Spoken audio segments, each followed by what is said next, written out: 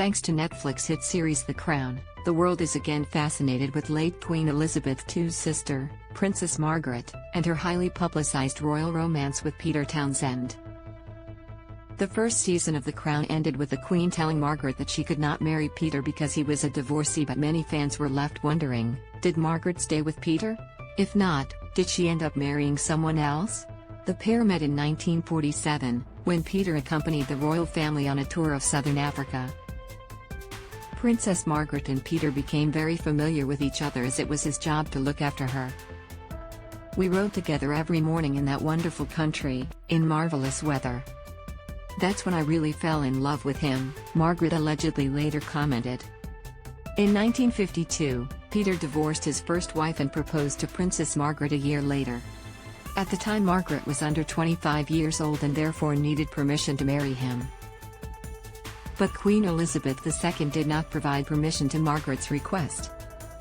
In October 1955, a then 25-year-old Margaret released the following public statement revealing she and Peter, 40, had officially ended their romantic relationship. "I would like it to be known that I have decided not to marry Group Captain Peter Townsend," she said. "I have been aware that, subject to my renouncing my rights of succession, it might have been possible for me to contract a civil marriage.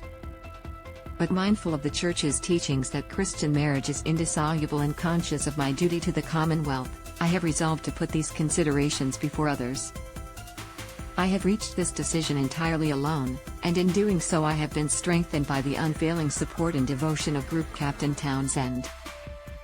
At the time of their breakup, Margaret reportedly told Peter that she would never marry anyone else, but the princess later tied the knot with photographer Antony Armstrong-Jones in May 1960. Margaret allegedly accepted Antony's proposal just one day after she heard her former flame Peter planned to marry a young Belgian woman named Marie-Louise Jamagne, who was half his age and bore a striking resemblance to Princess Margaret. Margaret and Antony, who was later given the royal title Earl of Snowdon, had two children, son David Armstrong-Jones, 2nd Earl of Snowdon, and daughter Lady Sarah Chatto, together during their 18-year marriage. They divorced in 1978 after Margaret allegedly cheated. Peter remained married to second wife Marie-Louise until his death at age 80 in June 1995. Margaret passed away at age 71 in February 2002. This post originally appeared on our sister site, Closer Weekly.